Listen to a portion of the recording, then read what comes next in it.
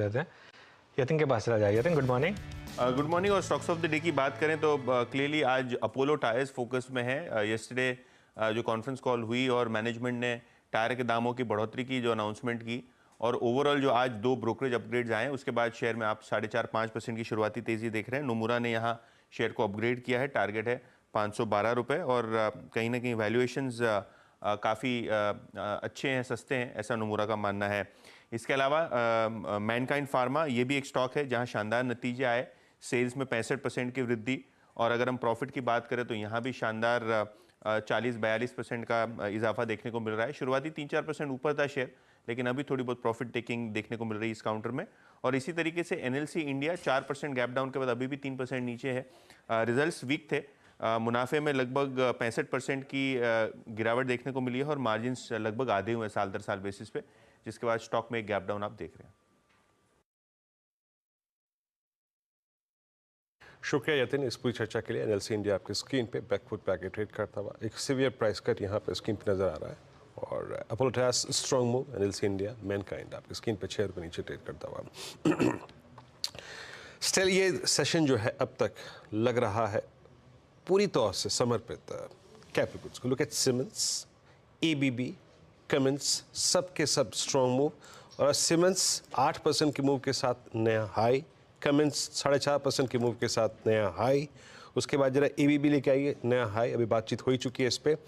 LNT क्या कर रहा है? एलएनटी पोस्ट अर्निंग्स जो डिप आया था उसके बाद वो आई थिंक एक डिफरेंशियल बड़ा क्रिएट हो गया था, बट समहाउ आज थोड़ा बैकफुट पे है, लेकिन पिछले 3 दिन से काफ़ी हद तक उस आई थिंक डिफरेंशियल को पूरा करने की कोशिश कर रहा था यहाँ पे ये। बैंक निफ्टी ने एक बार फिर से वही किया जो कल किया था, कार्बन कॉपी, वही बिहेवियर, 48,000 की ट्रैजेक्टरी में गया और कोलैप्स ऑलमोस्ट, अगर आप देखें तो 47,808।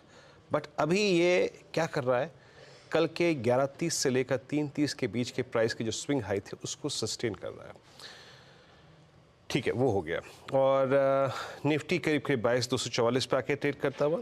और आईटी में जरा एक बार आप लेके आइएगा HCL technologies. HCL technologies lower edges पे क्लीन चार्ट नज़र आ रहा है राजेश जी, क्योंकि कल सुबह आपने यही पिक किया था।